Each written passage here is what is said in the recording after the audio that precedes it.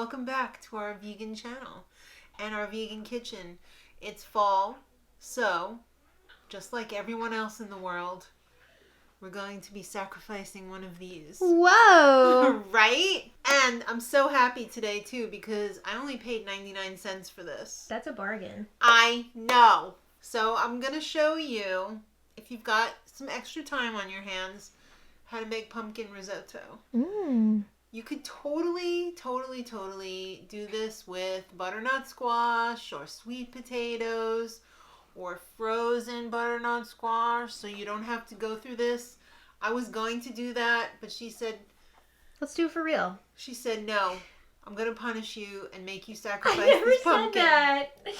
So I'm going to do this the easiest way that I know how. I'm going to cut off the butt. And I'm going to cut off the top. Because what we're going to do is we're going to cut this into bite-sized pieces and we're going to roast it separately from the rice risotto in the oven. So let's get this peeled up. This should be quite simple. I've got a nice peeler here, but I've been known to mess things up. Oh, stop. Oh, that's not too bad. Well, why don't you go ahead and take care of that and Yeah, we'll come back. We'll come back. Look at that. It's naked now. So I'm just going to cut this in half. Okay. And we're going to remove the seeds and the lifelines for the seeds. Gooeyes. Ooeyes and gooeyes. Ew. Each seed has a little lifeline that goes to the whatever. It's like an alien. Ugh, yeah. It freaks me out. So these seeds drive me a little nuts because they're so slimy. Yeah. So we're just going to scrape out the seeds and the strings. And then we're going to chop this up into bite-sized pieces. And away we go. Alright, so this should be fairly simple. It's nice and hard. It doesn't like collapse when you're cutting it, so that's a plus. So I think probably the easiest way to do this would just be go around the rainbow. Yeah. And once we get everything all cut up, we're going to put it in this roasting dish over here. And we're going to toss it with some olive oil and salt and pepper. I've already got my oven preheating to 400 degrees, so it's probably going to take about 20 to 30 minutes, depending on your oven.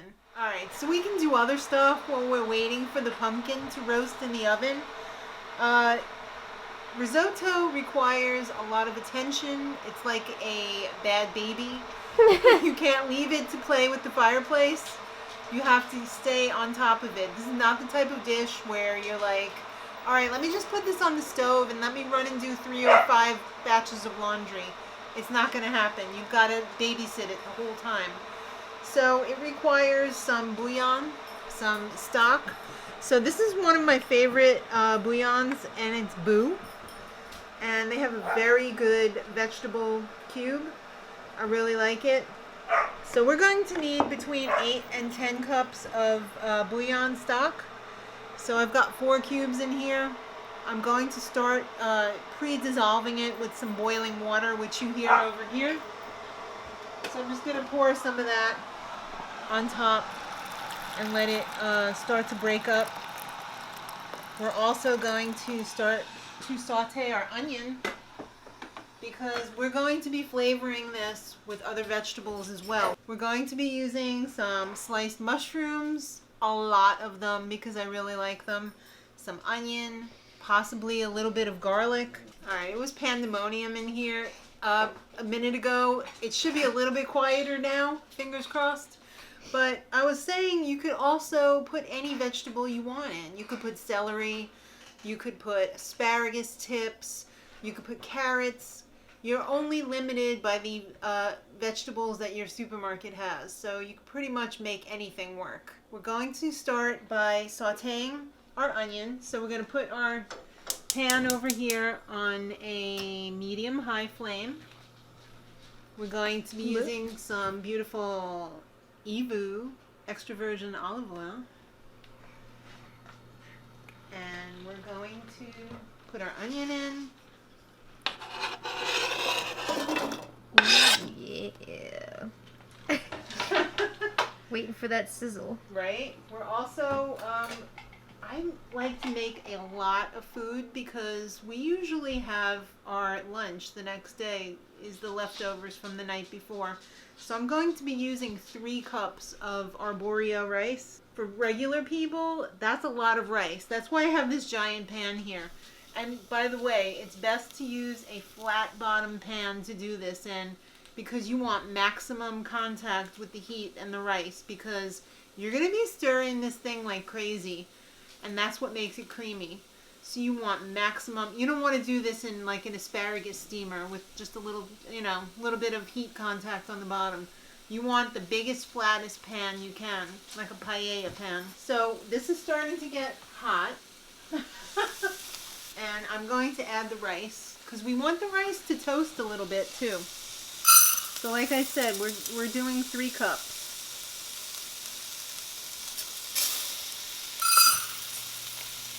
Would Chef Ramsay approve of this recipe? Or is it dog's dinner? It's probably dog's dinner No! as far as he's concerned, but what are you going to do, right? This is Hell's Kitchen. Yeah. Oh, it is. So I'm just going to let this toast a little bit, and then I'm going to add my mushrooms and really start to get it going.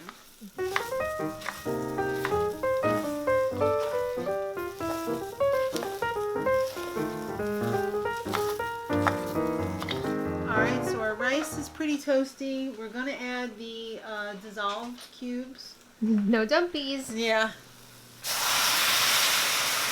Oh, yeah. The thing about risotto, when you add water, you only want to add water that is up to the temperature of the pan. So like boiling water, because you never want the temperature of the pan to go below boiling because you want that cooking to be consistent. You want it not to stop cooking. So I'm going to keep boiling water in my kettle until I eventually add enough water to equal 8 to 10 cups. And when I add the water, I don't want to go above the level of the rice. I want to keep it at the level of the rice. And when it starts to go below the level of the rice, I want to keep adding more and more water, but not too much, just a little bit at a time. Like right now, we're not up at the level yet.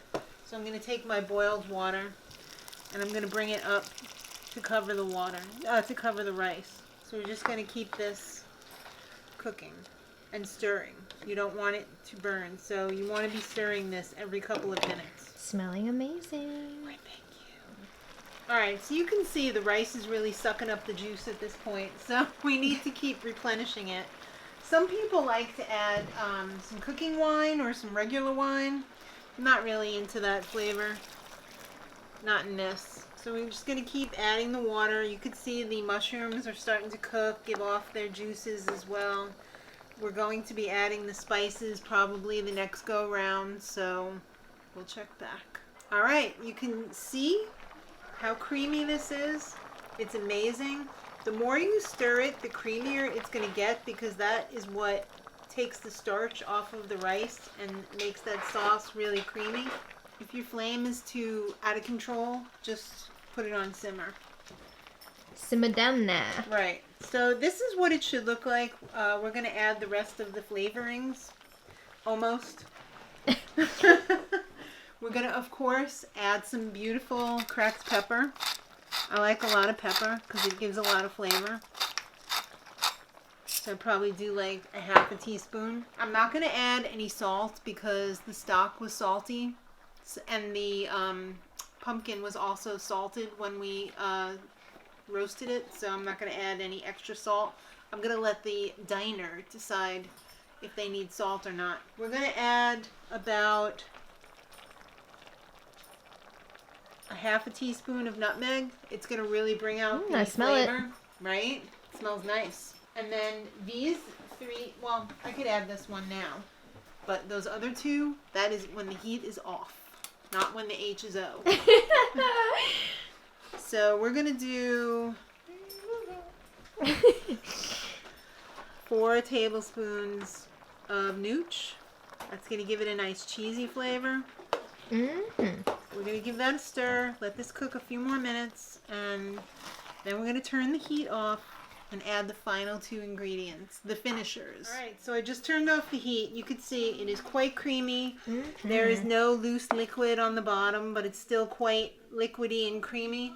So now we're going to add the finishers. I meant 3 ingredients, actually, because I forgot about the pumpkin. So the pumpkin came out of the oven a little while ago. So here's the pumpkin going in.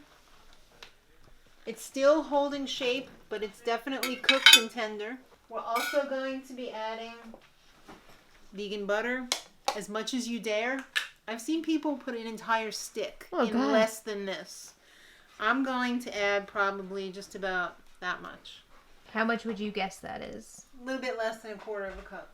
And you can also add as much vegan Parmesan as you like. I'm probably going to go with that's about 1/4 cup, I would guess. Yeah, it doesn't have to be exact. It's to your taste. So we're just gonna stir this up and let it sit because you don't want to eat this blazing hot. It's gonna burn your freaking face off. So we'll let this sit and cool to eating temperature, and then we'll get somebody to taste it. All right, she pulled the plate away from me. I guess she's ready to taste it. It looks so good. That's because it is. Let's see what we got. I want a little bit of everything. I need more onion. I love onion. You should have had it on your skeleton Ooh, it ham. smells so good. Yeah, I know, right? This is my skeleton ham. Oh.